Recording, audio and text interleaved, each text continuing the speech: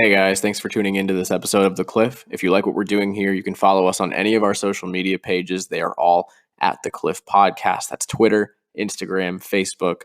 Our full Facebook name is The Cliff with Jarod and Dante, but at The Cliff Podcast is still a username that you can find us on there.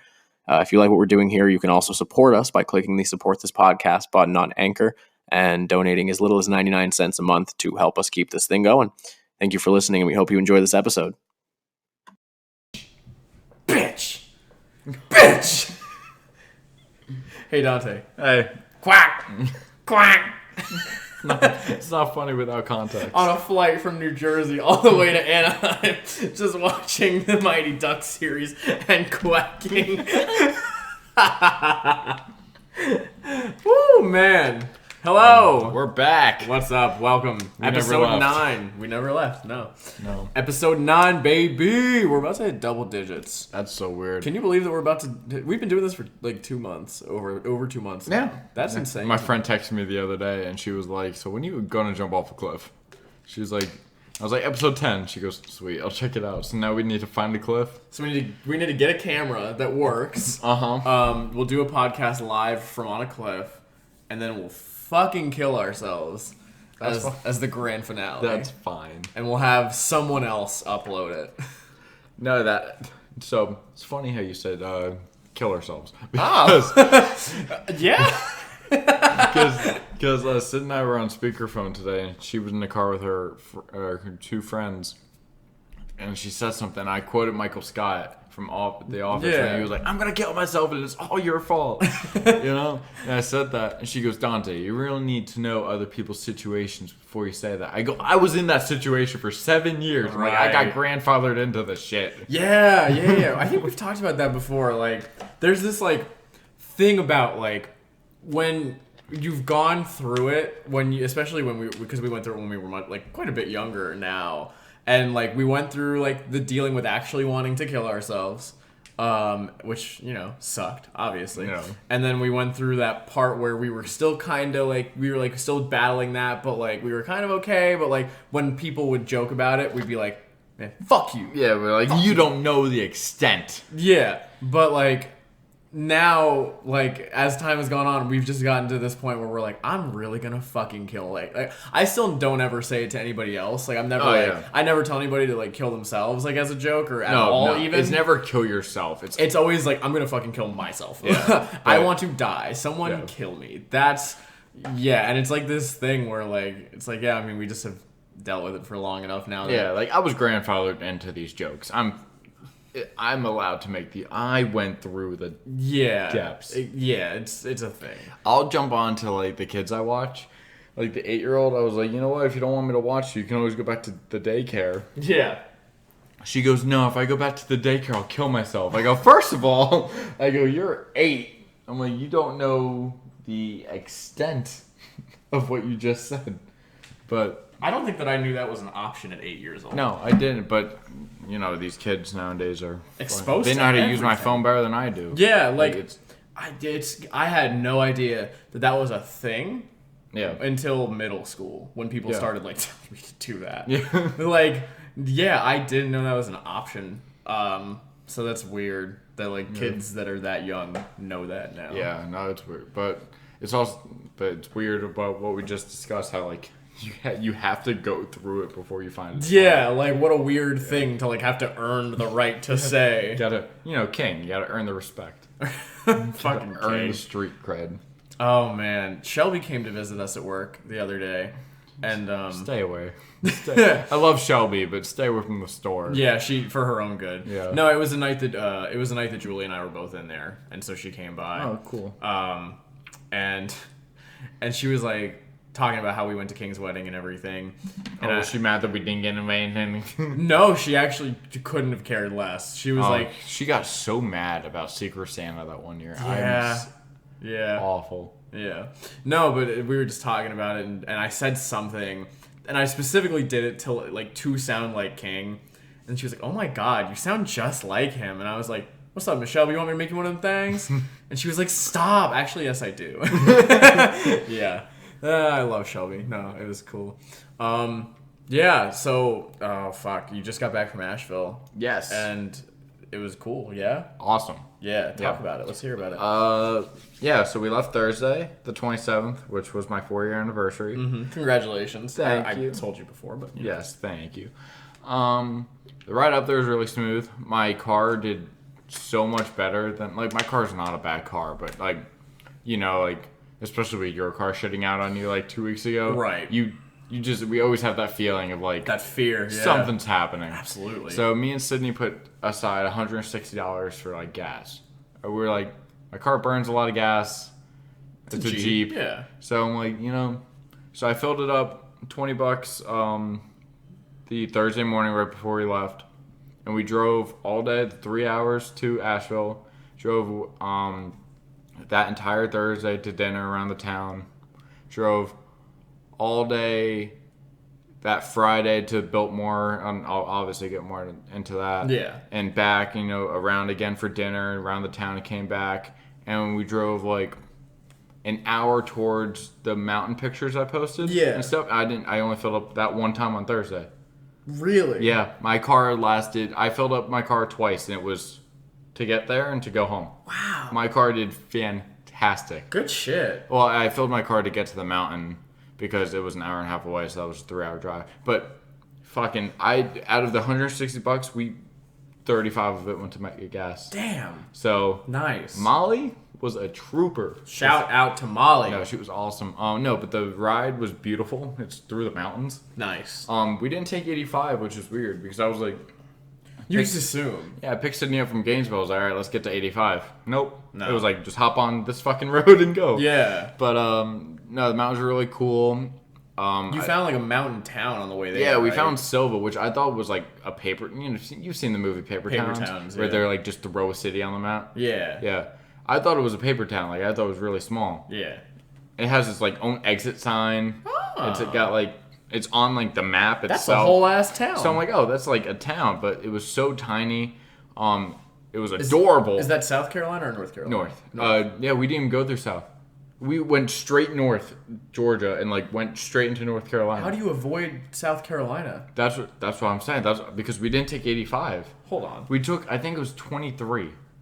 Hold on. I just need to look at a map because how North Carolina borders Georgia up top. Yeah. We just went straight up. I just need to see it so I can understand that that is readily available to you. Yeah, we went straight up. I see. Wait. Oh, yeah, okay. You would have had to have gone through... You went through Chattahoochee Forest, yeah? Sorta. Okay. I see what happened. Yeah, okay, yeah, there's 23. Yeah. You went... Okay. Yeah, I'll show you, yeah. Okay, I was like, how the fuck... Yeah, I just forget about that little part of North Carolina that you can avoid South Carolina. Yeah, so we went in there, and we were just driving, and first we got off for food. Yeah. And then we kept driving, and it was like Dahlonega all over again. I was like, we have to get out and look at this. So we went to a store, and the lady there was so nice, and she was like, so where are you guys from? Because we were just in awe of where we were. And I was like, oh, we're from Atlanta, essentially. Yeah. And she goes, oh, wow, what brings you here? And I was like, what brings you here? I was like, how do you find this town? She goes, the good Lord above. And I was like, oh, yeah. I was like, I got you. That,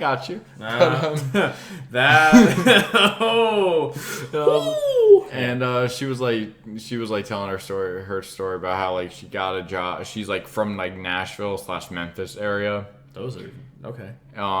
She in a town directly between them. I see. So, and she was like, yeah, and I had a job, bring me here. There's I had to help battered women and girls who are going through stuff. And she goes, eventually I did that.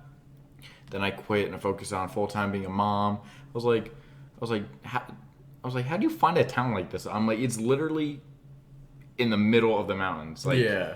But no, it was beautiful. And then we got to Asheville. The Airbnb was really cool. We couldn't find it, because there was a small brown house when we pulled in, and Sydney was like, "Is this the Airbnb?" Oh boy. I was like, I hope not. It can't be. And the woman who owned the house walked out, and she goes, "Hey, are you Airbnb?" I said, "Yeah." And she goes, "Yeah, you're actually at the Blue House across the street." And the Blue House was 10 times nicer. So I was like, sweet. Then we went to what's it called? We went to dinner at a place called Chestnut, which was on like in the like. They were so nice. They printed out like a little house guide of like restaurants to go to, check out and stuff like that. Sweet. And they said for American/upscale food, go to Chestnut. And we're like, it's our anniversary. Let's go to let's Chestnut. go ball out. Yeah, so he was like, want to check the menu? He was like, fuck the menu. It's our anniversary. Let's go. I wish we checked the menu. Should have checked the menu. Yeah, there was a ribeye that sounded delicious for $40. Yeah. Her appetizer was $15. My meal was $28. So, but it's our anniversary, so I was like, fuck it, whatever. Just eat Taco Bell the next 3 days. You know, we ate Zaxby's. We ate.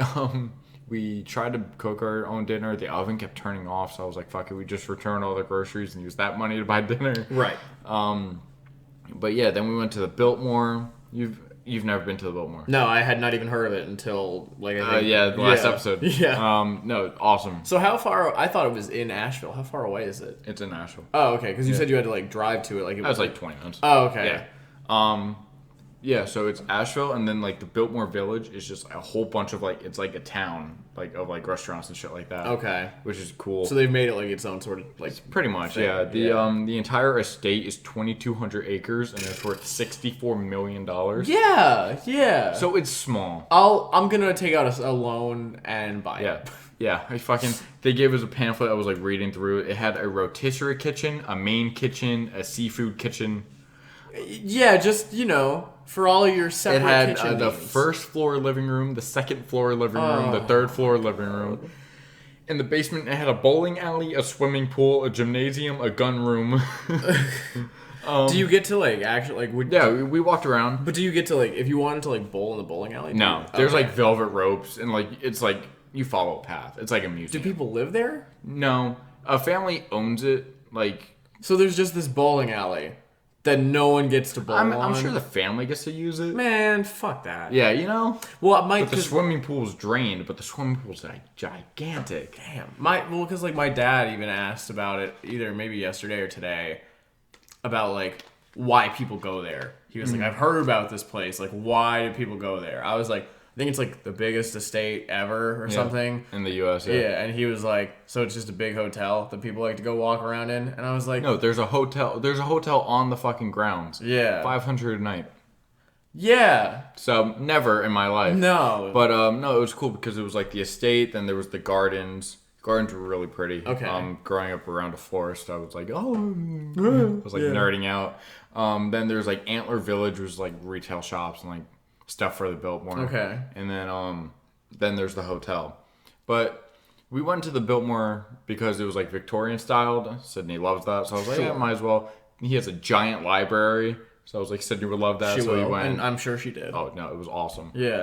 I don't have many pictures. Sydney took a majority of them on her phone, so she'll show you. But Biltmore was really cool. We were exhausted. Like, I believe it. So what did we do after the Biltmore? I can't even remember.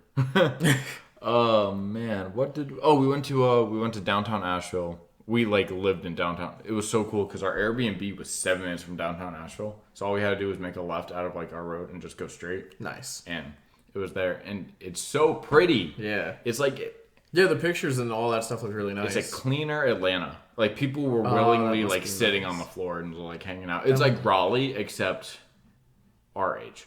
That must be so nice. It was really cool. Do they have an insomnia cookies there? I didn't look. Sydney doesn't eat sweets, so I had no reason to do it. Man, you could have gotten a cookie. Yeah, but you have to order like 7 or 8 cookies minimum, right? No, you can get them individually. I think. Really? I think if you go, I think it's easier if you go to the actual store. I think it was Raleigh, Greensboro. I think it was only certain towns, but either way, I don't know. I said that when we pulled in. I go, North Carolina insomnia cookies. She goes, I don't eat cookies. I was like, I've been with you for 4 years. I know that. She ate cookies in this basement. She she takes a bite and that's I'm it. so mad. Yeah. Sydney, I know you don't listen to the podcast, so I'm just gonna say it. You're stupid. Yeah. Yeah, I didn't agree. That was just reactionary. Yeah. She's fucking stupid. I can't stop agreeing. Oh man. It's fine. She doesn't listen. But we found a wine bar / bookstore. Okay. Fucking band, like cello, harp, like French horn playing it. She was like, fuck the. We gotta send all of their contact info to the Dow Boys. Yeah. me and her have pamphlets and brochures like in the car about like Asheville apartments. Like we're looking like in downtown Asheville, like there's the main road of like stuff to do. Sure. And then literally if you look on the map, because I was like looking at like, oh, can I find a job down here? Literally the next block over, there's a huge social work building. Oh, and that's what you do. Yeah. That's your job. Yeah. So that was cool. Did you check and see if there are any theater companies? There is a theater on the street. Okay. But it's like a movie theater. Ah, well, that's not the same. But everyone in Asheville is like either a writer or an artist, an actor. Like it's kind of it's like a giant theater group, and then like other people. So I was telling Stephanie, I was like, it'll be easier for us to make friends. Like, I'm like, everyone's like around our age. Everyone's like a liberal. Yeah. Like, you know. And she goes, but we have no talents. I go, yeah, but there's We have no talents. I was like, there's other people here. It's not like. I was like, I mean, we'll find people through our jobs and shit, but like, it'll be easier to like. You can be friends with like the quote unquote talented people. Yeah, but you guys are annoying. You guys are annoying. Oh, we're so annoying, but also it spruces up your life a little. Yeah, but so I got her on board with like the whole like idea of right now. We were looking at apartments and the pamphlets and stuff. Sure. Obviously, wasn't doing too hardcore looking. Yeah. But the next day we went to Grandfather Mountain. It's an hour and a half drive through the mountains again. Okay. So I was like really worried for the brakes on my car. Yeah. But Molly was a trooper. What part of North Carolina is that in? That is Linville, I believe. An hour and a half away from Asheville. That's all I know. But it's cool because it's a mile high. It's 5,948 feet high. Okay. But you drive the entire thing. And they did something really cool, was where as soon as you got to the entrance gate, they gave you a CD. And they said, put this in as soon as you pass like the gate, press play. And it's an audio tour up the mountain. Oh, no kidding. So the guy's like, yeah, if you look to your left right now, you'll see like a crescent circle overlook. And you look and it's like, and you park it out, look at it. Yeah. And he goes, after you do this, go to track 2. And he goes, this is like the picnic area, rest stop. He goes, if you're passing it, just go straight to track 3. Huh. And he like, I like that. Yeah, he's explaining the entire, and like there's like ukulele, like banjo music in the background, like for like tracks like 16 and 17, it's just music. So I've just been jamming to them because like they're peaceful. But that's pretty cool. I was telling you about with California, like I really like the audio tour for Alcatraz. Yeah. So yeah, that's sick. Yeah, they did it for Biltmore, and I said it was like super expensive, but they did it for the mountain for like just part of admission. Very nice. So I was like, oh, that's cool. It taught you like a whole bunch of stuff. To top it all off, there was like a natural habitat museum and stuff like that. It was like you can like learn about like the rocks and trees and leaves and stuff, that everything is like located in the forest surrounding it. And you can go see animals in their natural habitat. They had otters for Sydney. I fucking love otters. That's sick. That's Sydney's favorite animal. And there was one otter, and it loved the attention of everybody. Like, it was swimming. Sydney put her hand on the glass, and the otter, like, swam a circle around it and, like, smiled at her. And she has all on footage. Nice. And, like, you hear her, like, doing her baby voice in the bag. So she had a blast with that. We bought a really nice shirt. Speaking of Sydney. What's up? She sent me 4 texts 2 minutes ago. Class A emergency, as she wants to call it. About how you have her textbooks and she needs them. Okay, babe. I'll tell her, I guess that. Yeah, I'll call you after. Okay. Yeah. But, or we can just pause this and can we do that? Yeah. Do you want to? Yeah, just pause this real quick. All right. We'll be right back. I saw a white girl with dreads post I saw a white girl post a picture with dreads, and she doesn't naturally have dreads, and just yesterday. She didn't have dreads. Can we stop doing that? What, having white people wear dreads? Yeah, among a bunch of other shit that white people do. It's a weird thing. You don't, it's self-explanatory. I'm not going to get into that. Where was I before we left off? We were going up the mountain. Yeah. Yeah, but it was really cool. The audio tape was really helping a lot. Took some really cool pictures. The coolest thing was when we drove up, there was a sign that said Forrest Gump ran this curve. No kidding. Yeah, so you've seen Forrest Gump, I have, right? Yeah. I can't remember the specific scene because the movie is long as hell. It's fucking long. But there's a scene when he's running across the world. You know, when it's just like the scene right after people start joining him and stuff is when they're running Grandfather Mountain. Really? Yeah. Okay. And the story behind that was like. Tom Hanks was supposed to be in South Carolina filming either a different scene or like for a different movie. So his brother was going to play him and stuff. But Tom Hanks ended up having the day off, so he came and surprised everybody. So him and his brother are in that scene. Very nice. So that was cool. And then, we got to the mountain. There was a swinging bridge between two gaps that's like mile high up in the air. That's terrifying. It was really cool. Yeah. But, and then after that, everything's like blended together. I feel that. What was that? That was Saturday? Yeah, yesterday was Saturday. Yeah, you texted me yesterday. We did it yesterday. Yeah. Me and her were literally in bed at 8:00. Yeah. And you texted me. You said, "Do you see the trade?" I was like, "Not during cuddle time." I know. It's 9:00 and I'm in bed. I know. I texted you that because I was like, "Oh, that's like a pretty big deal," and you were like, "I didn't see it. I'm in bed," and I'm like, when has being in bed ever stopped you from using your fucking phone? So I was like, and like we're busy as fuck at Sonic, so I'm like, all right, well, I'm gonna send back like a stupid response to this. I was like, it's like in bed, bitch, look at your phone. And you go, not during cuddle time, with a selfie of you and Sydney all smiley and cuddled up and shit. And I went, that shit's fucking stupid. And I put my phone back in my pocket. I was like, man, they had to be all laid up. Just post it up. Post it up. But man, yeah. No. I'm glad you had fun. That's good. It was awesome. We started watching a new show on Netflix. Yeah. All right, it's not new, but it's new to us. New to y'all, yeah. It's called, I keep saying Overlander, but it's called Outlander. Outlander. It's about like, you might like it because you like history and stuff. I do? Sort of. You're pretty good with facts. Yeah. Yeah, so... I mean, it depends on the kind of history, I guess. Yeah. But, so it's like not quite Game of Thrones. It's about how like this lady in like our time got like transferred back in time to like the 1700s. Mm-hmm. So she's like married to, in like her real life, she's like married to a guy who wants to be a teacher, who wants to be like an historian. And he's like learning about who his ancestors are, and in like the Scottish like English War in like 1733 or whatever, he's like learning about like how his ancestors who are Scottish like fought and like, you know, whatever. Okay. She gets teleported back in time. She like touches a wall or a rock, or she's like a time traveler. She's like something weird. We don't know yet. Okay. But now she's living the life. She falls in love with some guy in 1700s instead of her husband. Oh shit! But her husband's still alive because she's obviously like nothing changed. Yeah, it's just separate. Yeah. She's finding out about his ancestors, her ancestors, how people are fighting on both sides. Ooh. But people think she's a witch because she knows so much. So people are like, and her sister was a witch. And what was her sister? A princess. The Wicked Witch of the East, bro. But like, they think she's a healer. Okay. Like, but she just knows how to fix wounds, you know? Okay.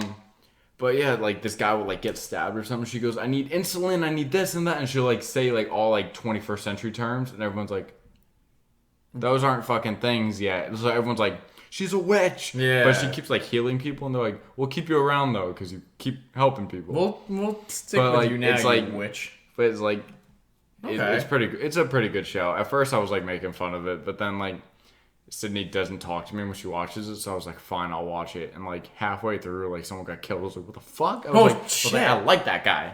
But oh my god, I see that guy. Yeah. Thank you for saying that. Oh, I need to tell you what Sydney said to that homeless guy. Okay, yeah. We went to a place in Asheville called Bonfire Barbecue. Yes. Fantastic. Nice. It was the place where all the Muslims came. Oh, okay. Yeah. That was weird out of context. What? No, yeah. that was people. There was a whole group of people who couldn't eat pork, and they all came to a barbecue restaurant, and then were complaining at the server that they couldn't eat any of the food because it was all pork. That's the quick.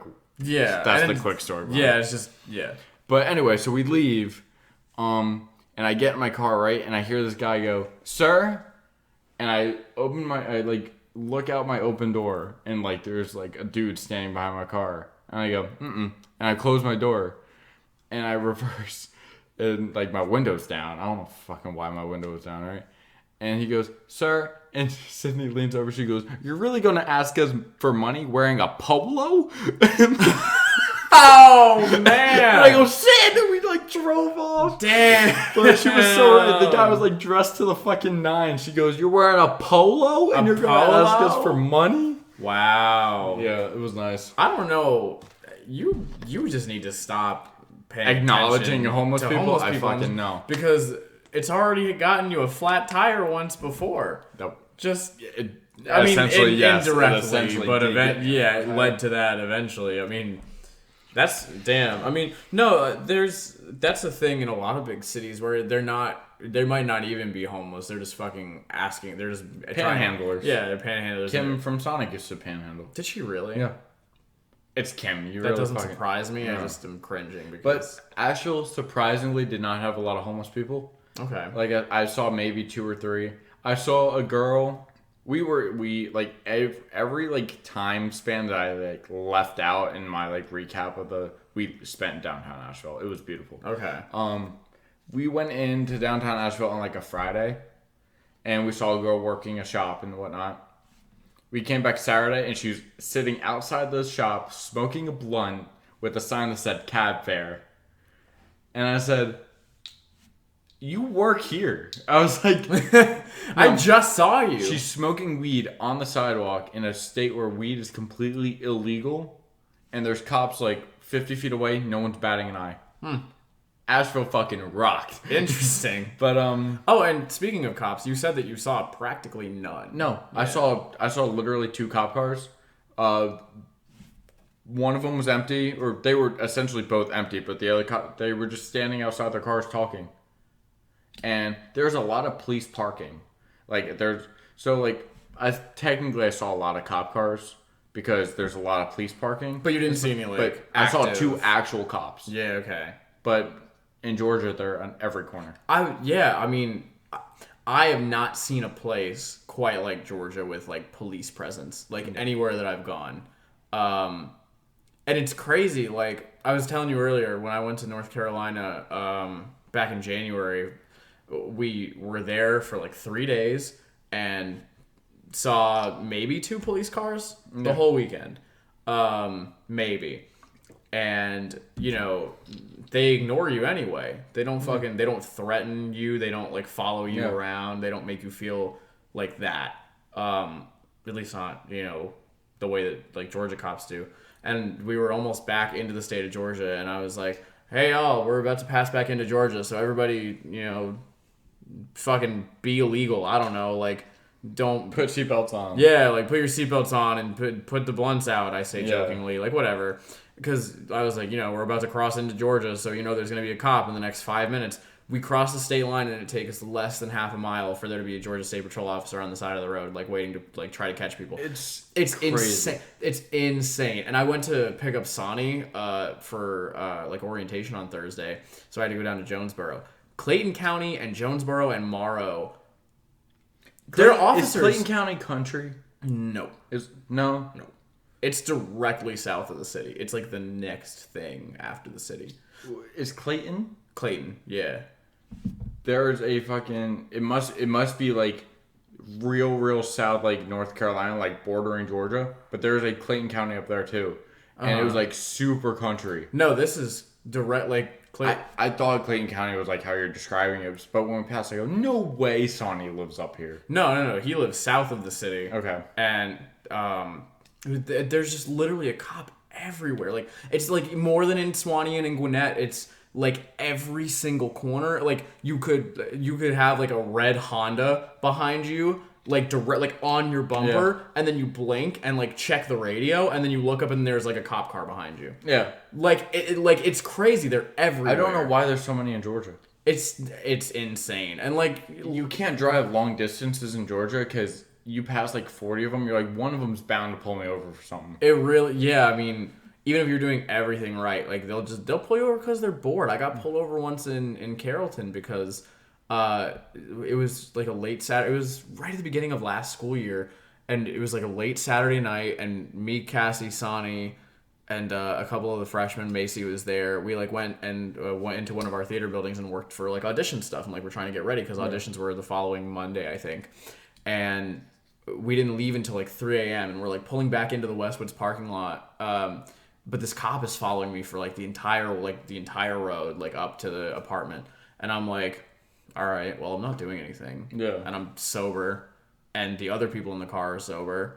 Like, nothing is wrong here. Yeah. So whatever, I'm chilling. And I'm not speeding, like I'm, whatever. And I put on my right turn signal to get into the turning lane to turn into my complex, and they turn their lights on. And of course. And I was like, what? And me and Cassie and Sonny, I was kind of started like being like, what the fuck? And so I pull in and I stop in there. I'm like, no big deal, whatever. And he's like, what are y'all doing out so late? Like, he wasn't mean. He was just wasting my time. Yeah. And he was like, yeah, well, I saw you cross the solid yellow line. No, I didn't. What? Just objectively didn't do that. And I was like, oh, my bad. It was probably just because of like the bend in the road. Like he was like, yeah, it's a Saturday night, it's late, so we're out kind of just checking for drunk drivers. And I was like, I'm definitely not that. Like, I'm everything opposite of that. I am not old enough to legally drink. I am straight edge anyway. Like, you're barking up the wrong fucking tree here. Yeah, you're not gonna win this. Yeah, so like, and he gives me a fucking warning, like a written warning, where I had to sign a piece of paper for like failure to maintain my lane. Because he was just clearly bored. Because as he was like getting my stuff from me, like my license and everything, he was like, what were y'all doing out so late then? And I was like, oh, we're theater majors. We have auditions on Monday. They were like, he was like, oh, what shows are you doing? I was like, are you making small talk with me right now? Really? No, that's not how it works, Mr. Ossifer. And Mr. Ossifer,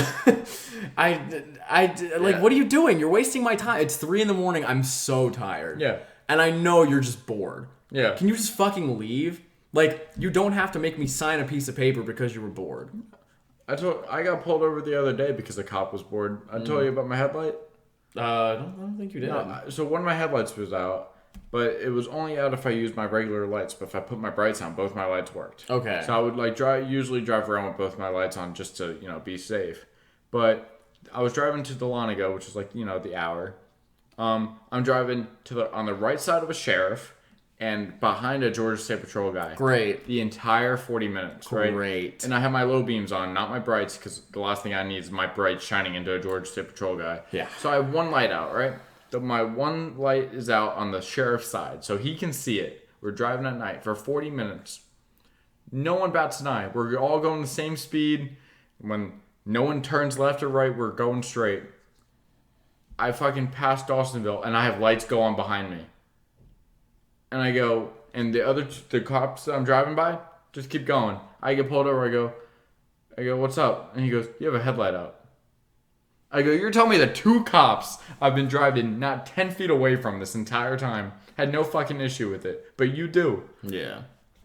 And that was like the last time, which is probably not the last time that my white privilege has worked, but the last time that I've with the police at least. Well, yeah, but no, I'm sure top. Yeah, like most. I guess with the police, yes. Yeah, but most recently, I'm sure that's not the first time my white privilege has popped up, but that's the last time I remember it popping up. Yeah, it was only like a month or so ago. So you didn't get a ticket, I'm assuming. No, I didn't get a ticket. But as soon as you said you have a light out, I go, oh yeah, and I reach into my glove compartment in one motion without even thinking about it and pull out a light, and I go, I have one, I just don't know how to change it. He goes, okay, but if like Nigel was driving and Nigel goes, oh yeah, and reaches into the glove compartment, especially in Dawsonville, I just lose my friend. Yeah, like as soon as I did it, I like paused. As soon as I opened it, I was like, fuck. I was because it's scary. Because I never think about telling them like what I'm doing because like I have no intention of doing anything. So I'm like, why would I have to tell them? Yeah. But like then I like pause and I'm like,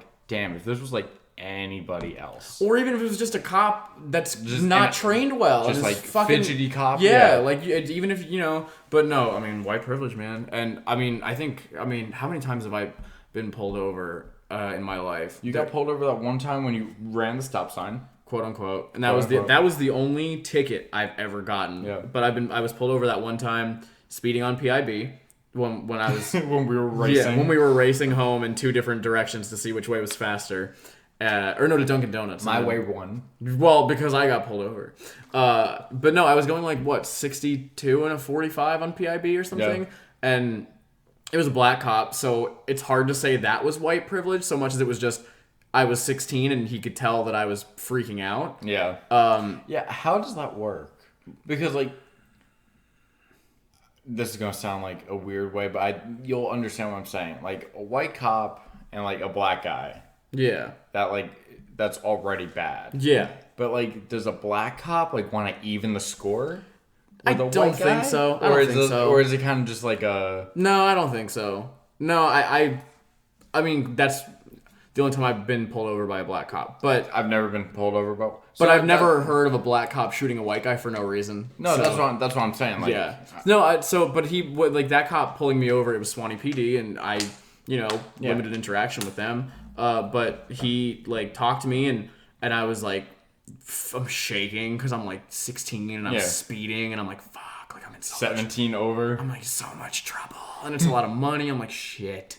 It was like I only had the car for like a few months. So I was like, oh fuck. Because I was still working at Burger King. Yeah, it was 2015, and as I'm like, I was like, okay, is it cool if I reach into my glove compartment to grab like my insurance, which I had never done before. Yeah. Like I don't know what this paper even looks like. They don't ask for your insurance anymore. I think I was looking for my registration. That's what I meant. That they don't ask for that. I was looking for one of those.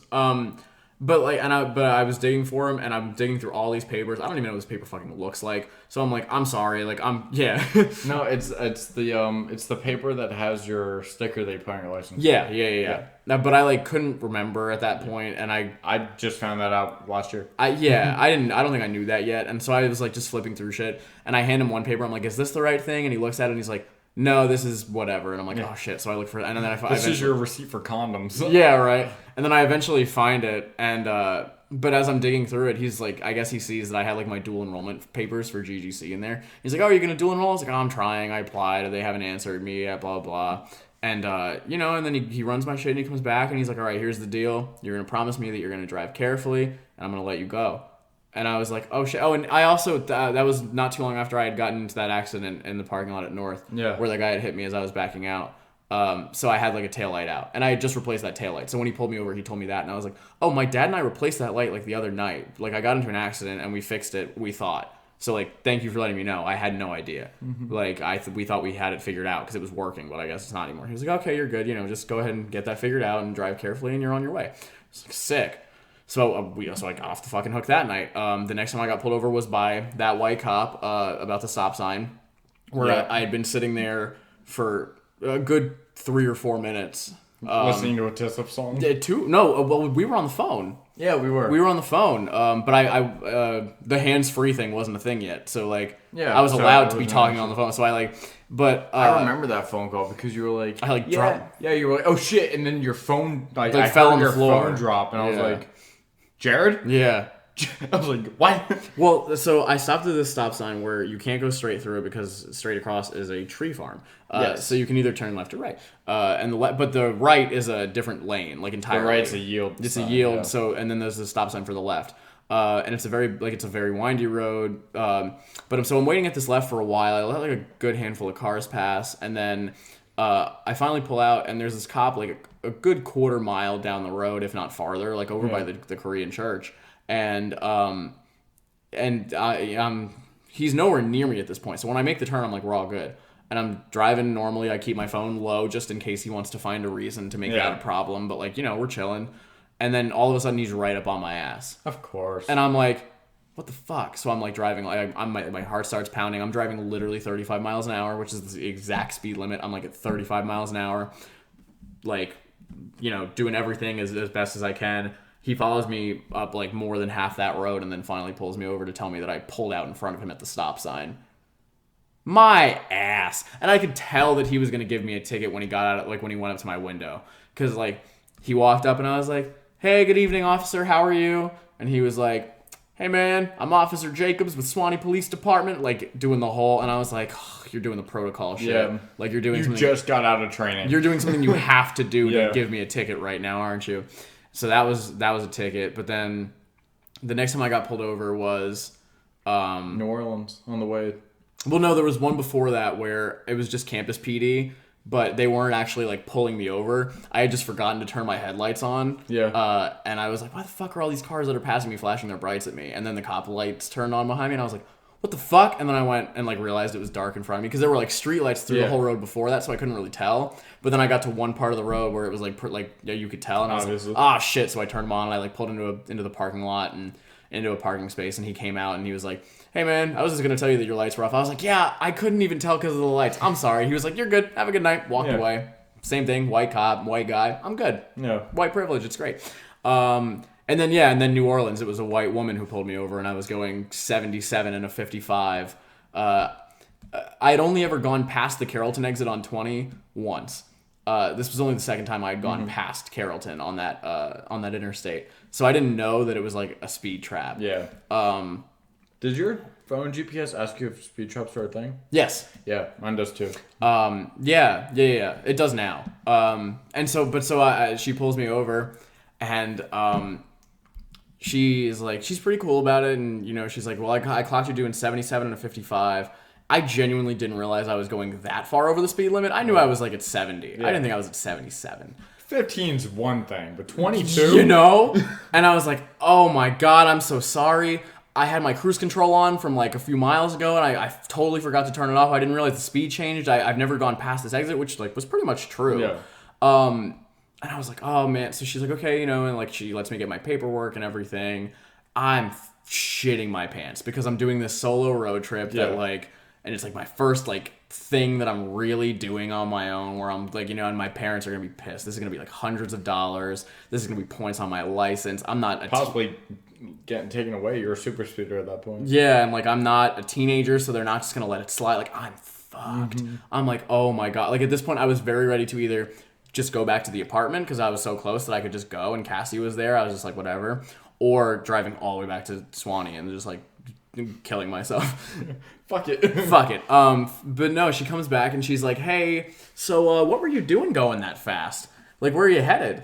And I was like, is it the wrong answer to tell you? I don't know yet. And she was like, what? And I was like, yeah, I decided to fill my gas tank and just drive and see where I end up. And I'm kind of just getting started.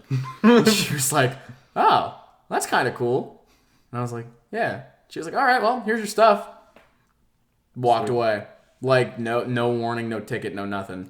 And there was one other time where I got pulled over rolling through the stop sign right outside my neighborhood on my way to Sonic for work one night. Same thing. He just like was like, hey, man, just don't do that. And I was like, all right. Like, the amount of white privilege that I've had, you know? I've never stopped at that stop sign. I drive through that shit all the fucking time. No, that was the only time I've ever seen a cop there. Like, the one time. Like, I've rolled through that 100 times. Yeah.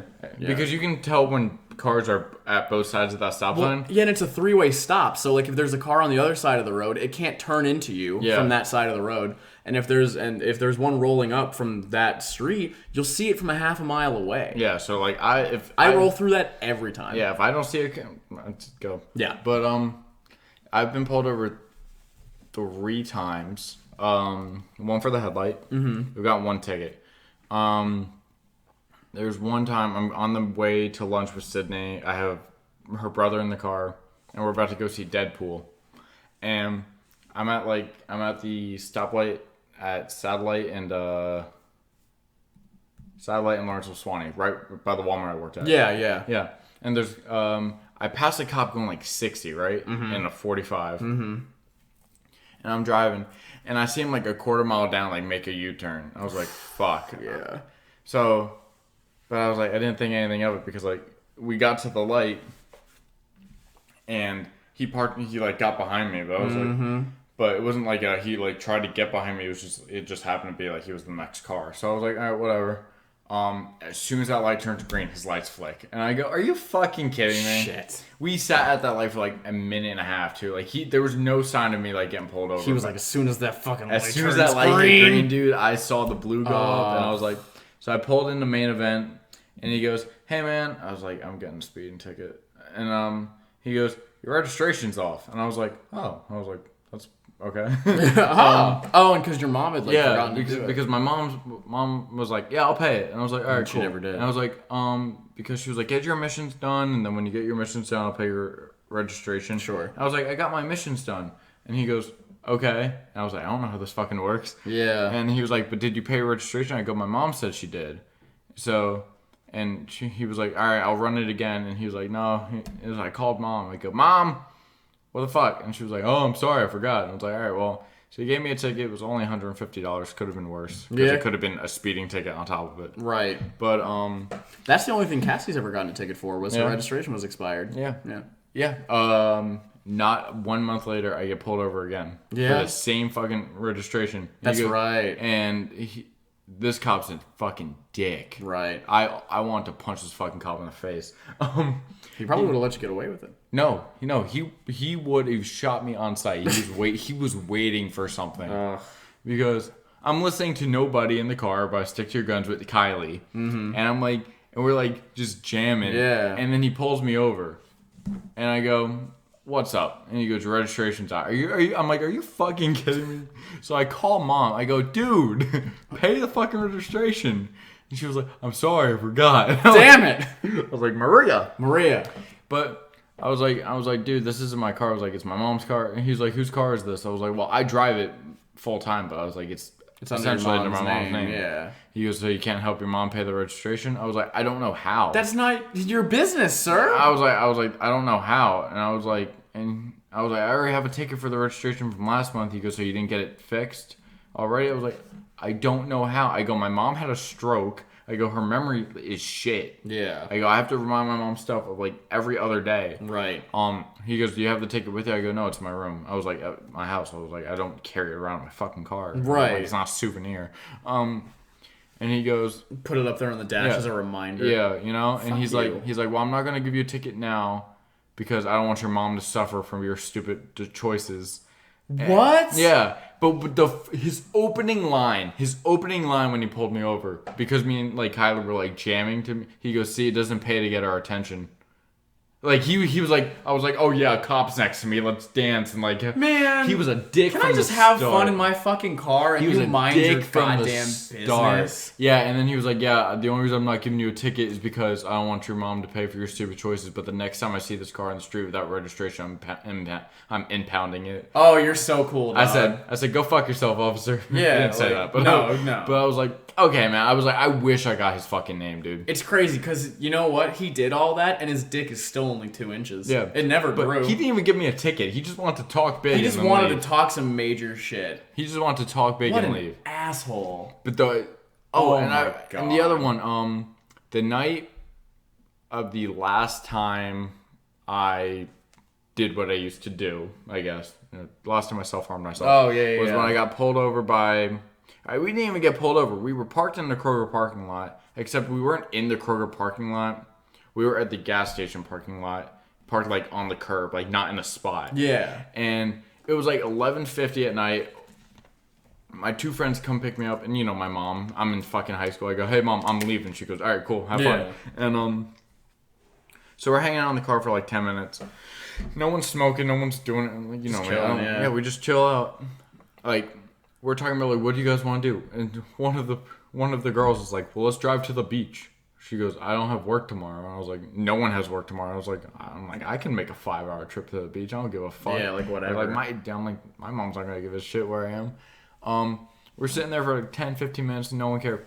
12:02 hits. We have cops right behind us because we're past curfew. Mm-hmm. And I go, so they come to the door and they go, and one cop is super nice and the other cop is a fucking dick. Yeah. And they go, what were you doing? What were you guys doing in the parking lot? We're like, we were just hanging out. And the nice cop said, we really wouldn't have turned our lights on if you guys were just in an actual parking spot. But because you're like in a business after hours, like just not in the spot, you're just hanging out. He is like, we had to. I was like, I get it. And then it was on top of curfew. I was 2 days away from being 18. So like, yeah, you were. Yeah. But I was so the two girls give them their license. My old roommate Nick, who was like 20 at the time, so he was like a few months. His birthday's in May. He was 3 months away from being considered a guardian to where we could all be out past midnight. Yeah, and so we all give him our license, right? And the dick cop comes back. He goes, "Sir, what's your birthday again?" Or he goes, "How old are you?" And Nick goes, "I'm 20." And he goes, "I'm 20. My birthday is I think it was like May 2nd. He like says the date. He goes, No, I'm sorry. That's what it was. He got onto... He was reading my ID for Nick, right? Oh, my God. And Nick is 20. And he goes, so how old are you, man? He goes, I'm 20. He goes, yeah, right. And Nick goes, no, my birthday's this and this. He goes, no, dude, we don't round up here. And I go, and I like lean in the window. I go, actually, that's my fucking birthday. I go, I'm 17. I go, my birthday's February 3rd. That's my fucking ID, dude. And the guy goes... And the guy's just taking jabs at Nick the entire time because he's 3 months away from being 21. And he's like, you can't do shit about this. So then he goes, all right, well, you guys call your mom and, you know, call your parents, let them come get you. Mom doesn't. I call mom. I go, hey, mom, cops got us for being after curfew. We weren't doing anything wrong. 12:02. Yeah. Mom comes, picks me up, no questions asked, and go home. There was something that happened. And then other stuff happened. Way other stuff happened that different. didn't involve cops and stuff. That Mom and I got at it and stuff.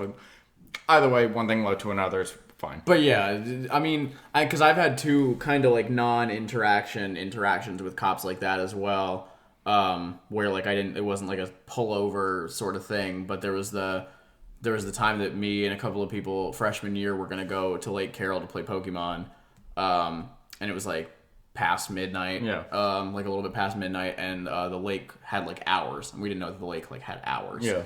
When you couldn't be on public lake has hours. I never understood that. We didn't know that we couldn't be on the property, and so we were like sitting in there, and we were like about to get out of the car and start playing, and we were like kind of like, all right, yeah, this is what we're gonna do. Like, nope, like only one person had been there before, so they were like kind of telling us like, yeah, we can go here and here, whatever. And then like two cop cars block us off, and we're like, oh, and they come over and they're like, yeah, the lake is closed. It's like, oh, the lake is closed.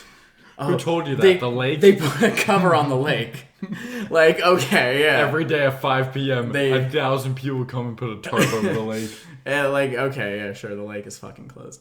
But they're like, you know, whatever. The person who was driving was old enough to be out, and that was all that mattered. Yeah.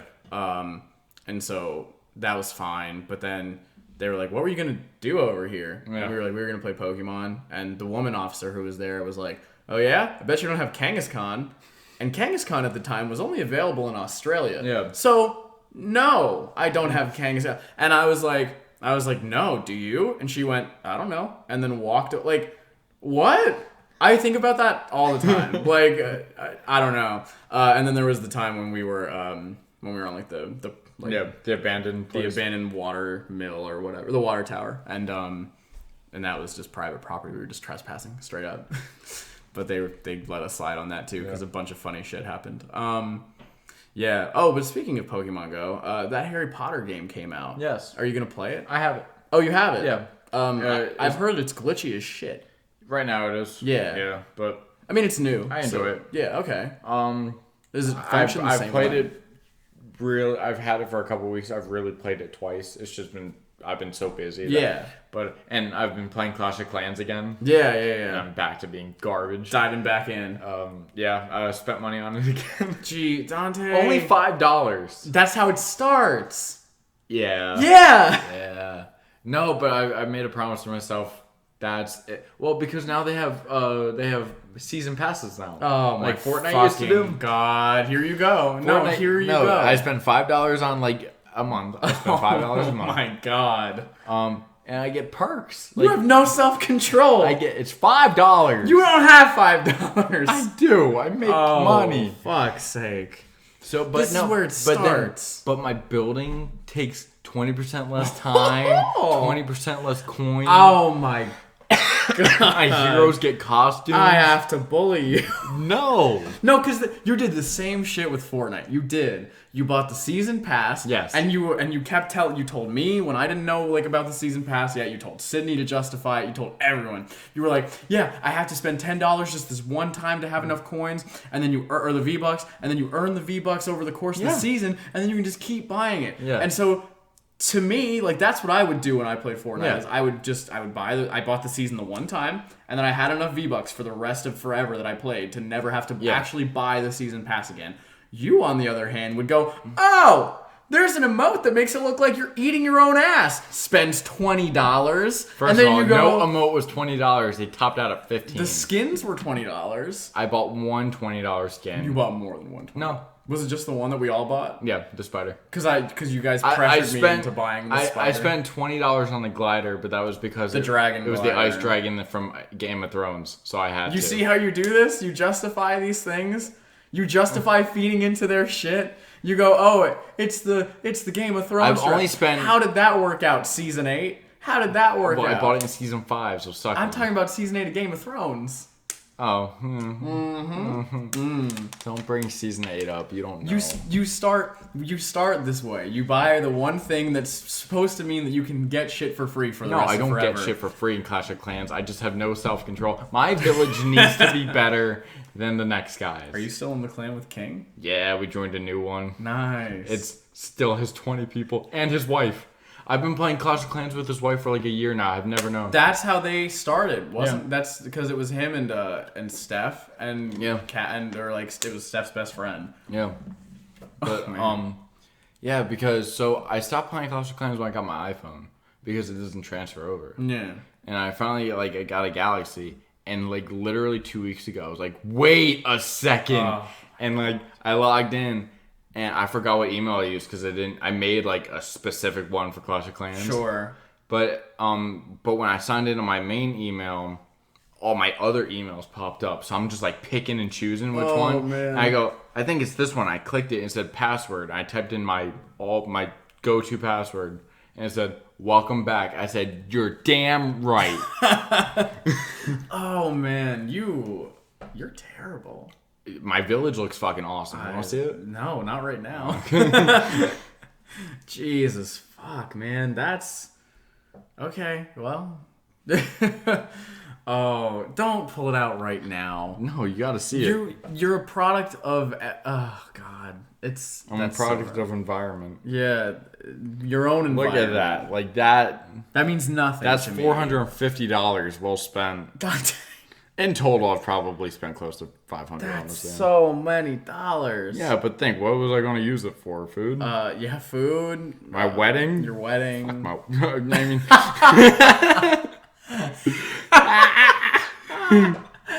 Wow. I mean, it's just the first wedding anyway. Yeah. Yeah, there's going to be more. Where did I put my laboratory? Oh my God. No. Put Clash of Clans away. But... Jesus, fuck.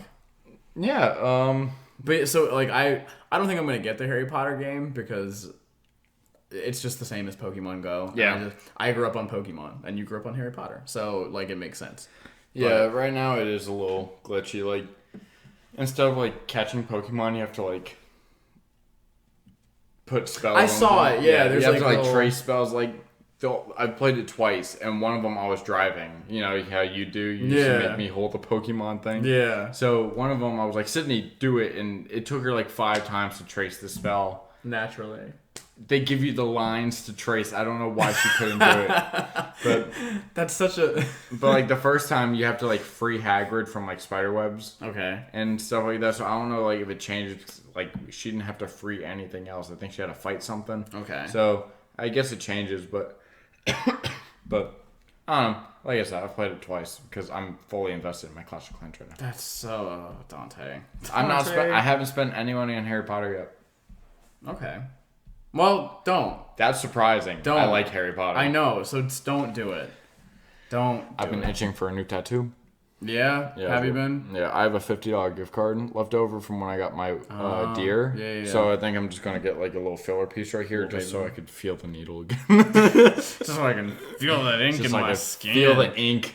Damn. I mean, I want another one, but yeah, it doesn't really make sense right now. It's harder for me to justify a tattoo now with the wedding coming up where I'm like, wedding. Like, so that's why the $50 tattoo I'm kind of like using as a whole, like, oh, I can get this tattoo for like $80, like $30 is like just like that's lunch for me, you know? We really got to get Carrie on here eventually.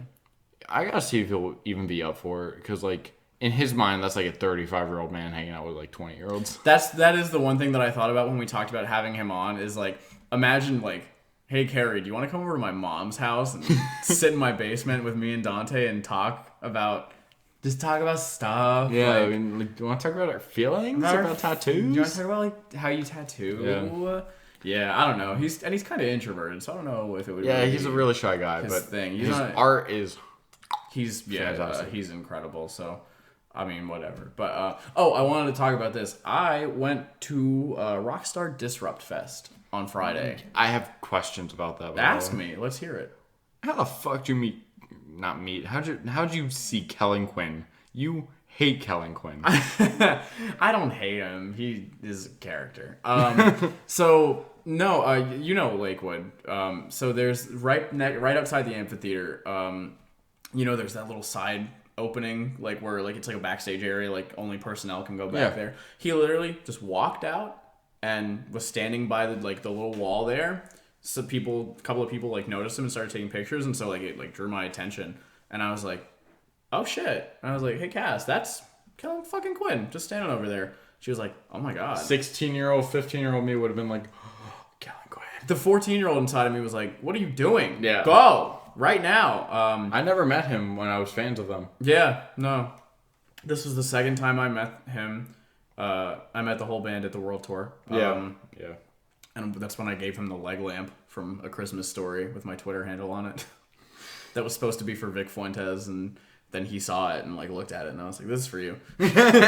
But it was fine. He was wearing a To Write Love on Her Arm shirt, so that was kind of cool to see. I didn't recognize that during their set. You could tell that he had like taken a shower. Yeah. Because he just looked a mess during the set from like being in the heat and sweating and all that stuff, and then he just looked like he was clean. And I was like, so what did they play? Sleeping with Sirens? Yeah. They played really most of their old shit, actually. They were the last band on the first stage. So the way they set it up was the first band started at 1:30, and from 1:30 to Sleeping with Sirens set started at 5. I think it was done at 5:30. Mm-hmm. They had like a stage out on like the fairground sort of area where like most of the Warp stages happen, and all of those bands' merch tables were over there as well. And then everybody from 6 o'clock on, which was Atreyu, The Story So Far, Circa, Thrice, and The Used. Thrice is the vocalist from Bono. That's Really? his new band. Well, Thrice has been around for forever. Did he like? Is it Thrice? No, it's not Thrice. It's I was gonna say Thrice has been there's been a band for a long time. It's it starts with a TH. I'll find it. Yeah. So those bands all were in the amphitheater.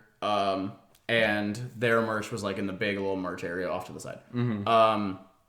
So they were the last set on that first stage, and they opened with Kick Me. They played Kick Me, We Like It Loud, Do It Now, Remember It Later, If You Can't Hang, James Dean. They played that new song that they put out. I can't remember the name of this. It's Not Half Bad. Not half bad. Yeah, it sounded pretty good live.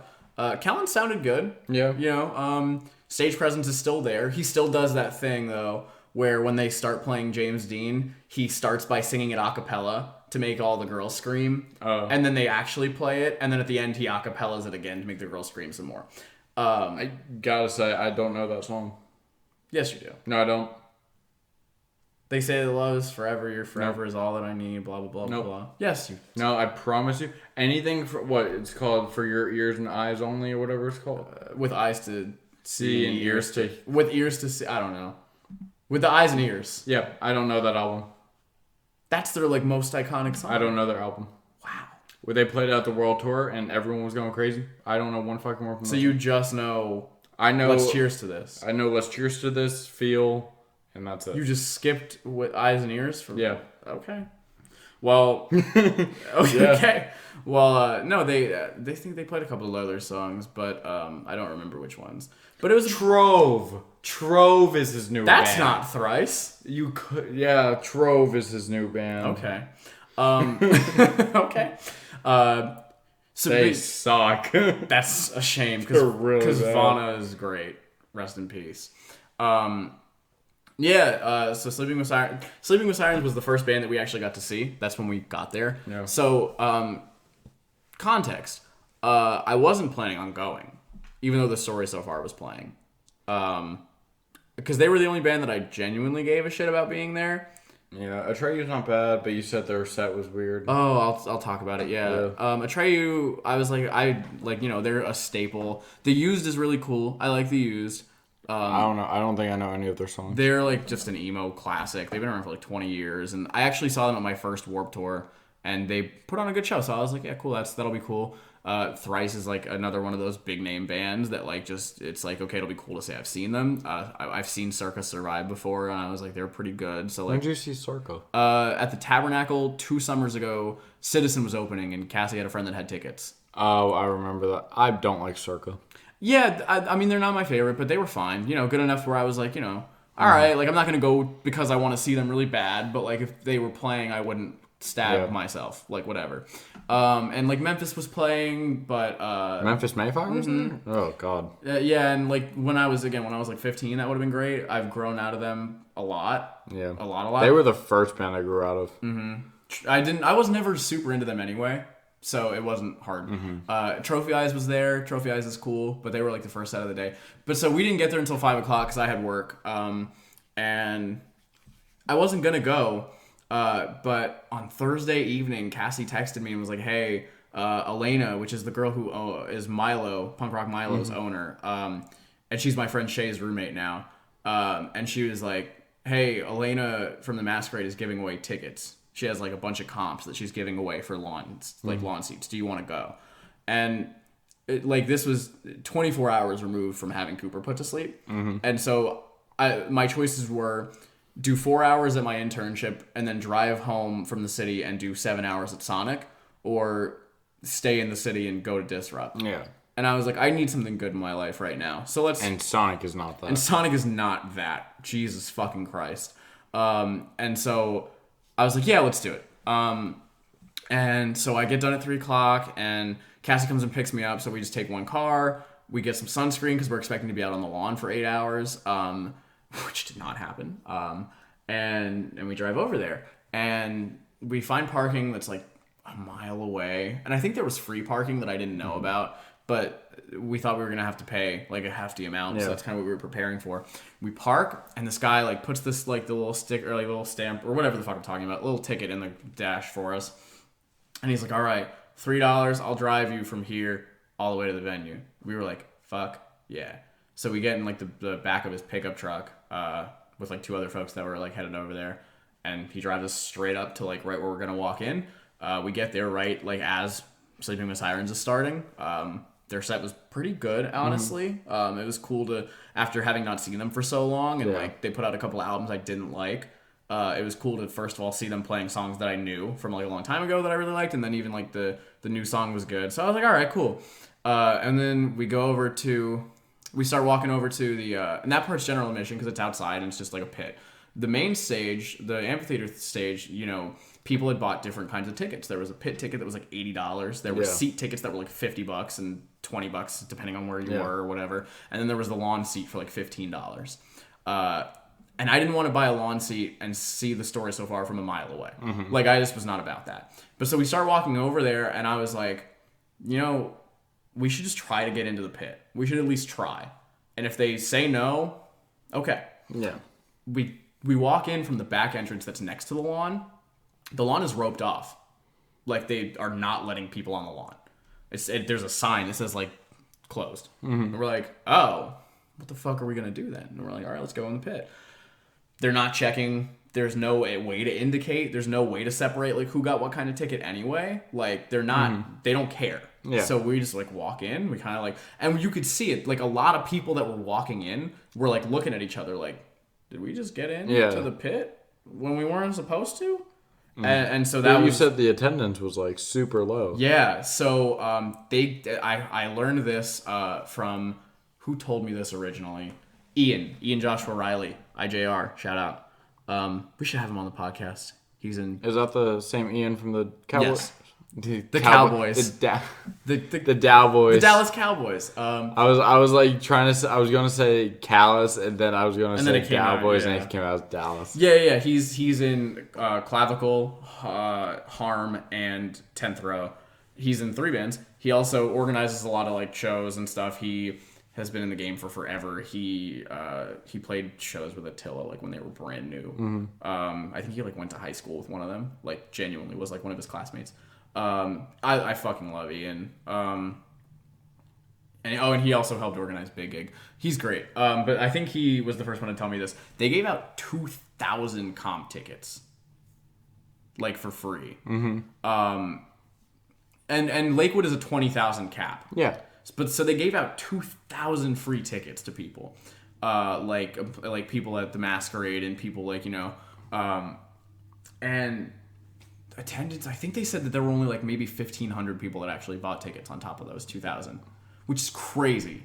So there's like, but the lineup was kind of weak. The lineup, I think that it's interesting because there were a lot of big names on there that have huge followings. Like, even if they're not like a huge deal maybe to us necessarily, Circa Survive and Thrice and The Used are huge. And even Atreyu is huge. And Sleeping with Sirens and Memphis Mayfire have their own niche audience. And like The Story So Far has theirs. Like, these are all bands that sell out Heaven at the Masquerade individually, and that's like a 2,000 cap. Yeah. So then you're combining all those folks and you're expecting this to probably get 15, 20,000 people. Mm-hmm. Maybe 3,000 or 4,000. Was the weather bad?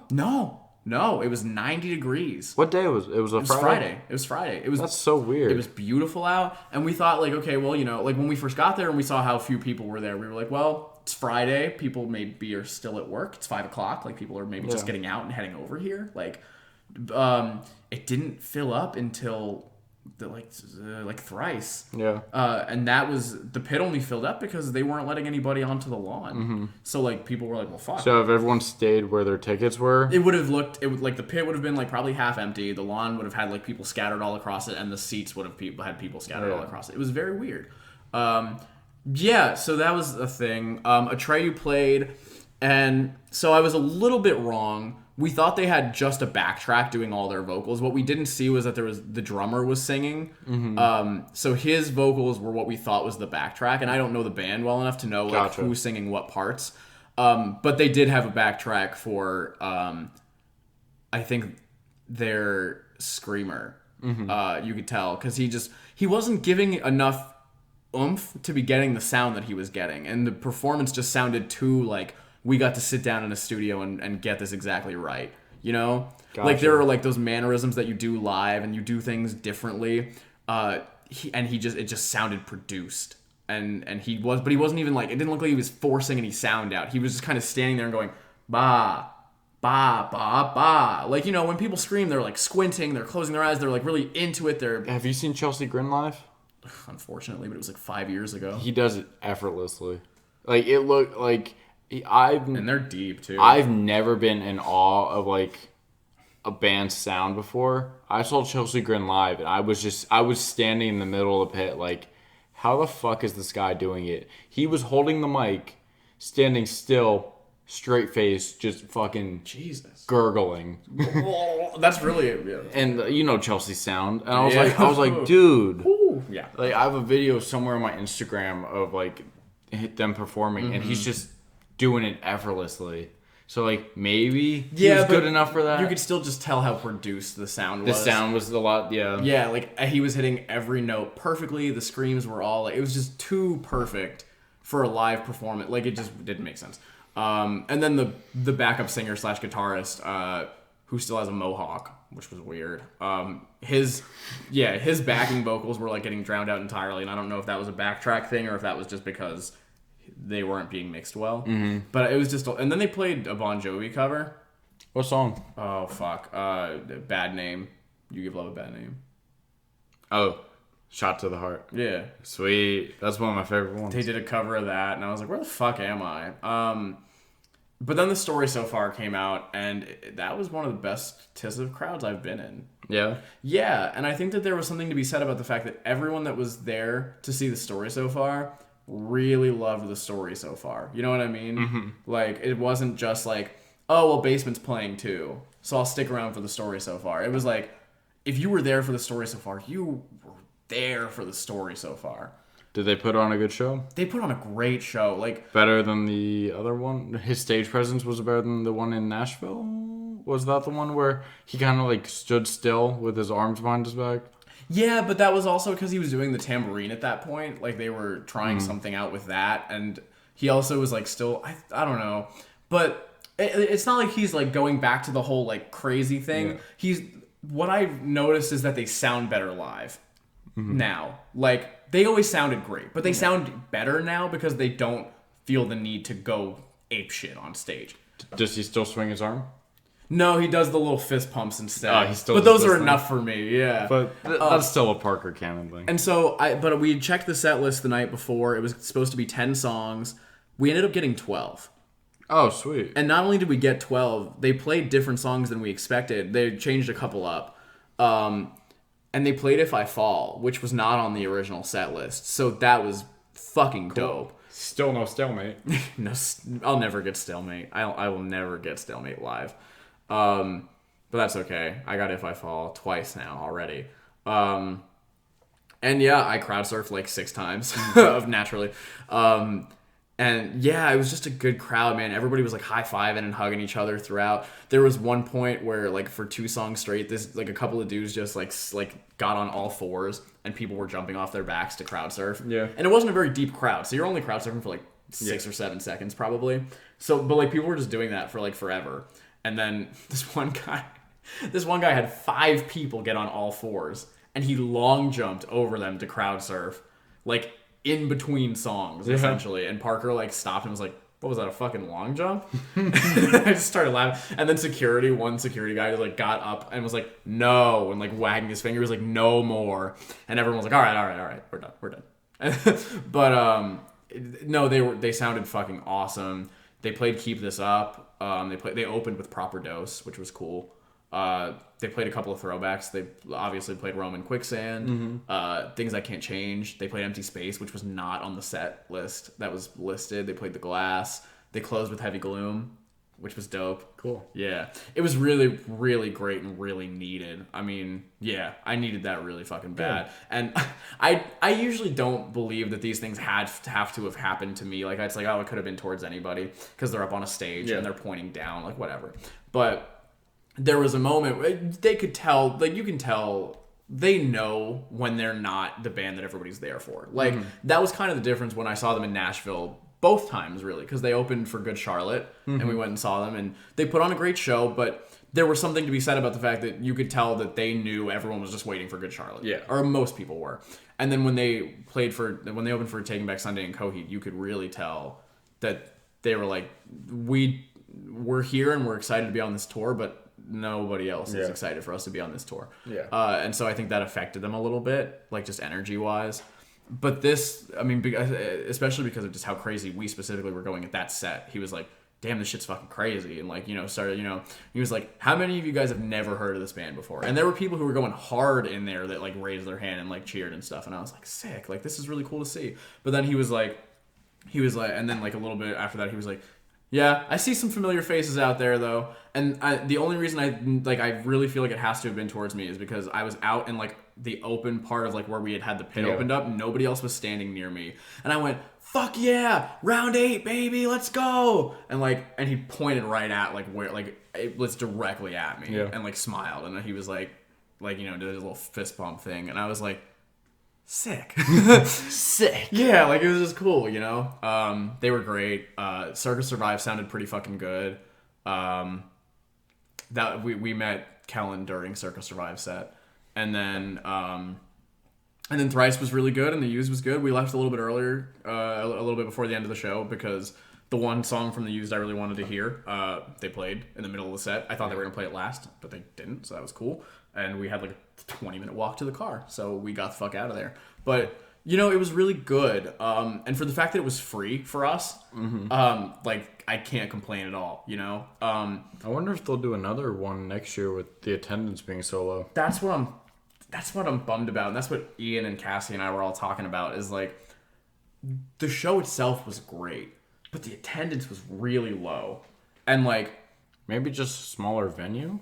Yeah, like if that had been at the Tabernacle and they hadn't done the 2-stage thing and just like owned the fact that it was going to be like people coming, like, this, like, we're going to have to let people walk out onto the street and like take a breather, or like it would have honestly even been cool if they had done it at the Masquerade and they'd had the afternoon sets be like in hell and then put the have a day, the stuff in heaven. That's what All-Star Fest, I don't know if they call it a festival, but that's what All-Star did, right? All-Star in Heaven They had 40 bands on Heaven. Small Ball did it too. But it started at 12 noon and went till 9. Like, everyone got their share. Small Ball and Wrecking Ball, actually. Yeah, they all play. So, I mean, maybe a smaller venue. Yeah, because I think they set up really big goals by playing the amphitheaters and, the lineup just being small, even with the bands being pretty important bands. Maybe, I don't know. And I think that there's something to be said about the fact that maybe we're tired of festivals right now.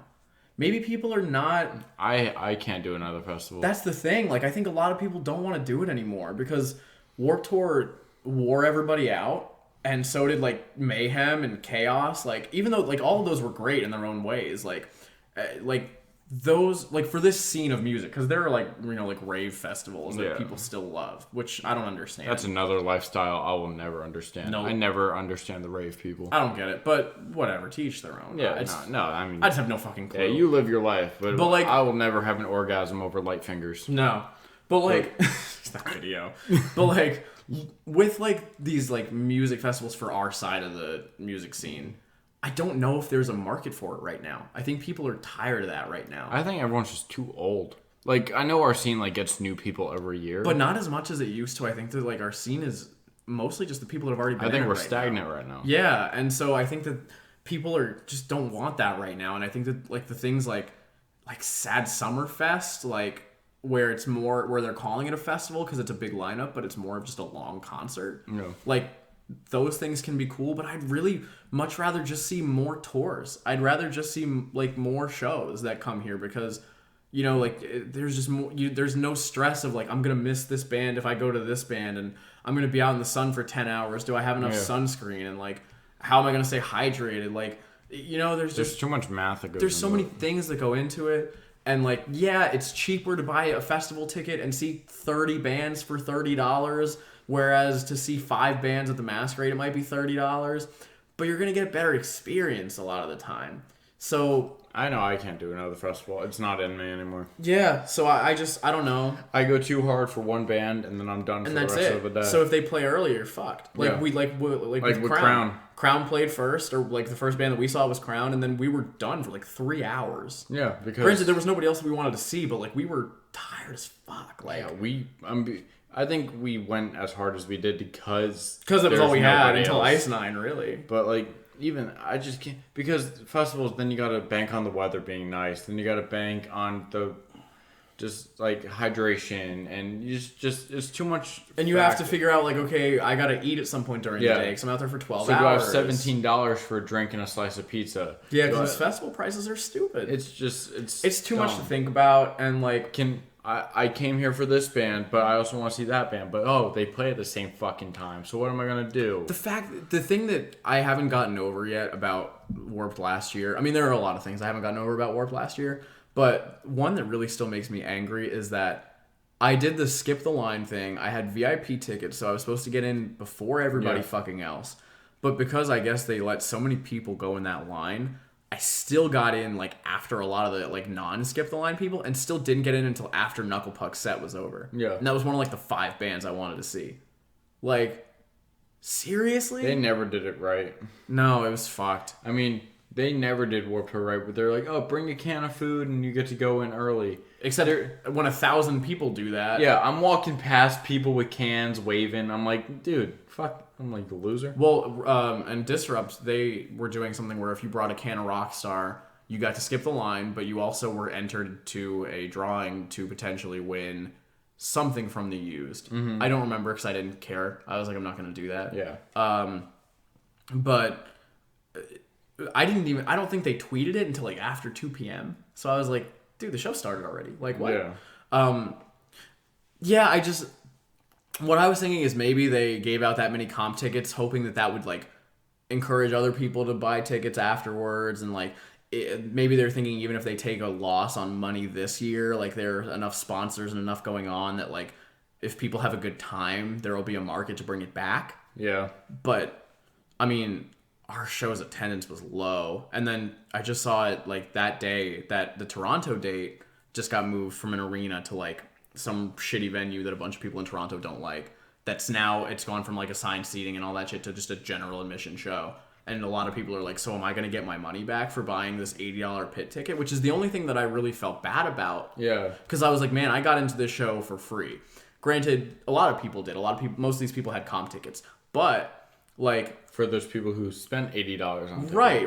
And even if I had gotten a lawn ticket like that I bought, and I still got into the pit for what was the equivalent of a $15 ticket, where there were people who bought $70, $80 tickets or like a $40 assigned seat ticket, and people were just going wherever they wanted. Yeah. And if I had spent that much money, I would have been pissed. I know I would have been. I would be immediately demanding a refund. So I think there's going to be some backlash there. But I hope that something like this can continue to happen, just probably on a smaller scale. Yeah. It doesn't bother me. I don't go to shows anymore. So, Yeah. So it don't bother me. But yeah, they need to quit with the festivals. Yeah, I think that there's just not a market for it right now. I don't think so. I'm tired of being sunburned. Yeah. I'm tired of being dehydrated and going a 10-hour day off like 3 pieces of bacon and a grilled cheese. Like, it's just not worth it to me anymore. Yeah. That's something that you do in high school because it's part of like being a teenager. Yeah, you can do it. I'm 20 now. I die. Like, if I don't get my tired. I can go to bed at midnight and wake up at 7:45 and be like, that 15 minutes fucks you. That 15 minutes ruins my fucking day. I need my 8 hours. Like, I need my 8 hours. I will wake up at 7:45, eyes half open, and be like, can't fucking do it. And then go and wake up at 8:05, perfectly fine. See, I haven't reached that point yet. I'm still at the point where no sleep is enough sleep. Nope, not me. Yeah. Well, with the job I have now, I don't mean no sleep. Like, I could go without sleeping. I mean, like, there's no amount of sleep that is enough. Like, I still, Yeah. I'm always tired. Yeah, With the Always. job I have now, I'm learning to function off a little lower sleep just because, like, I guess I'm practicing to be a parent. But on the fucking weekends, man, if I go to bed at 2, don't wake me up till 10. Mm-hmm. Like, that's just how it goes. Sure. Yeah. This is probably our longest episode right now. Because we have the additional 18 minutes before it's paused. It's still not quite as long as the Dowboy episode yet. Oh, well. But we can wrap. We can wrap. I honestly forgot that we were doing that for like a little while. Yeah. There was one point like half an hour ago where I was like we were just in the middle of the conversation, and then I like saw the microphone out of the corner of my eye, and I was like, oh yeah. Yeah, we did that thing. Yeah, we're doing something. Yeah. Speaking of festivals though, Atlantic City Warped Tour was this weekend, and I saw a video of people like two-stepping on the beach, so that's funny. I have a friend that was there. I'm gonna ask her how it went. She was supposed to send me videos from the Story So Far set. She didn't. Mm-hmm. So it's fine. So that happened, which means that Warped Tour is getting closer and closer to actually being done. I start my other theater job tomorrow. Yep. By the time this episode goes out, I'll have completed week 1. The 4th of July is on Thursday. Happy America Day. Happy America Day. Happy America Day. And hope you had a good Pride Month. Yeah. For those who are LGBTQIA plus P. Yeah. They haven't put P in the thing yet? LGBTQIAP. I've only seen it go up to A and then the plus. Either way. Obviously. Yeah. There's so many. There are. Is the entire alphabet in there yet? No. Like, do they have something for every letter yet? Not yet. No. I'm sure. What happens if all 26 get in there? Will they just do A to Z plus, or is it still going to be LGBTQ? They shorten it to LGBT plus and LGBTQ plus, and that's kind of how it generally stays. Yeah. So that's probably how it'll generally stay. But yeah, whatever part of that community you are. Whatever letter or letters you identify as. Hope you had a great month. Yeah, and if you don't identify with it, but you're an ally, sweet. And if you are not cool with those people, then fuck you. And why are you listening to our podcast? Yeah, Get off. Have you not Jump off the cliff. Have you not figured this shit out yet? Yeah, no. There's no hate, no discriminate, no something ain't on this podcast, right? No. I was on a roll for a little bit. You almost had it. Yeah. No, we don't fuck with that. So anything about that on this, so leave. So leave. Yeah, we don't. No, it's fine. Yeah. I would rather. By the time this episode comes out, it's July 6th, so Pride Month was over 6 days ago. Yeah, but still, we hope whatever. that you had a good hope you had a good one. And what's this month? Free agency for 2 sports, which nobody. Oh, I was like, I don't know what's July like. Well, in terms of that, I don't know if there's a. But just in September's what? Mental health. Uh huh. Or is May mental health? well, September is Suicide Prevention Week and day. I don't know. But May was mental health. Maybe. October is breast cancer. June is Pride. Sad Summerfest is next week. I gotta figure out. Sad Summerfest month is next week. It's totally separate. I was still thinking about festivals. I gotta figure out if I'm gonna go to that. Yeah. So it's the middle of summer now, and it's fucking hot, and days are long, and longest day of the year was what, last week? Last Friday. Last Friday. I spent on the pier. I spent at the Biltmore. Did I spend that on the pier? Was that the day I was at Santa Monica? You said last Friday. The 21st was... Yeah, no, it was the 21st. I mean, like, last Friday. Oh, that's why the kids were awful last Friday. My day dragged on last Friday. They must have known. Not Libra. Gemini season is almost over. It's about to be Cancer season for people. Or no, it is Cancer season now. It just started, like, last week. I don't know the dates yet. I know these ones because of, like, Cassie's at Gemini, and so that one is like late May to late June, and then Cancer season started like last week, and it goes to like end of July. Whitney's at Cancer, so I know that. I'm an Aquarius, and I know that ends the 18th. So. I'm a Libra, and that's that on that. Yeah, I'm an Aquarius, and I hate water, but somehow my sign's an air sign. I think I'm an air sign too. I never understood that. It's Aquarius. My logo is a guy swimming. And they're an air sign. Yeah, I have no idea how it works. I don't get astrology. I don't know if I buy into it either. My mom was talking to me last night, and she was like, I don't know if you believe in the star shit. And I was like, As I was like crying, mind you. She was like, I don't know if you believe in like the star shit, like the astrology stuff or whatever. And I was like, I don't know. She was like, well, Mercury is about to go into retrograde, and that's going to fuck with everybody's shit. And I was like, how do you know that? Mom, my dog just died. Can we like stop this? You know? I was like, okay. Fuck, whatever. But retrograde, what? I don't know what any of it means. I've heard the Mercury is in retrograde thing forever. That's like supposed to be a thing that makes everybody's shit go bonkers. I don't know. Same thing with like my Venus is in Cancer. I don't fucking know. I just hear things and I try to piece it together, so I know like some things are bad. My Anus went to retrograde. Uranus is in retrograde. Well, can you get it? No, it is in there good. Yes. Woo! My favorite planet is Neptune, by the way. Is it? Yeah. I didn't know you had a favorite planet. Yeah, no, Neptune's beautiful, and there's a little Have you been? Have you fucking been there? No, but there's a little white speck on Neptune called Scooter, and it runs around the planet. Oh, that's cute. Yeah. Oh, okay. Yeah. I don't have a favorite planet. I've never put any thought into that. Yeah. It's like Neptune, Earth. Close second? No. It's like Neptune, Earth, Uranus, Sydney's anus, Jupiter, Saturn. To me, Mercury's awful. It's not a fan. No. Pluto. I think I acknowledge Pluto as a planet. I think that if I was to pick a favorite planet, just top of my head, I would probably say Saturn. It's cool. Them rings and shit. Yeah. Yeah. Ever see the picture, like, if Earth has Saturn's rings, what, like, our world would look like? No. Oh, it's so fucking cool. Like, you would be driving down the highway, and instead of, like, just cities in the horizon, it'd just be a giant fucking ring. Great. I can't see shit. Yeah. That would be bonkers. Just... Well, it'd be like the city, obviously, but behind the city, instead of, like, skyline, it would just be giant rocks and rings. It looks pretty cool. I would be annoyed. I don't, but it would be all we know. But what if what if one of those rocks, like, snuck away out of its, like, gravitational pull and, like, crashed down on a building? Like, that shit would probably happen all the time. That happens all the time. Yeah, see? You can't populate that kind of shit. All right, the government's listening to us, because I literally typed in what if, and my third choice was Earth had rings.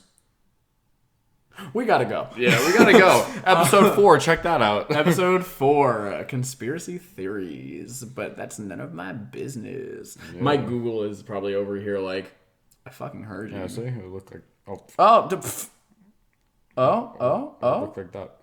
Oh, okay. Okay, well, I kind of like that. I can get behind it. All right, well, this is episode 9. We're going to hit double digits next week. Do you want to do anything special, or kind of just fuck it? I think we wait until, like, the 100th episode to do something 100th episode, we're still going to have people listening to the 100th episode. Probably not. It'll just be us. It'll just be us. We'll just be talking to each other and so, and like, it'll be like one person still listening. It'll be like Claudia or Macy, and they'll be like, "You got it," and like Claudia or Macy, you guys gotta fight it out. You guys gotta be the last viewer. Who will last the longest between the two of you? Who will last the longest between both of us? Yeah. That's the real question. We got to figure out what we're going to do once we're both back like at school starts. And everything. Yeah. We really got to do the phone tests. Yeah. See if that works. Yeah. And then we can get Claude's on. We can get a couple more people on. We got guests lined up. We just got to make sure the phone thing works. Yeah. And I'm going to DM... Ian. No. Somebody else that I'm not going to say it out loud right now. Do I know? Yeah. It's the one that I texted you about the other day. Mm-hmm. I got the t-shirt. Yeah. But we should also text Ian about it. Yeah, I'll talk to Ian as well.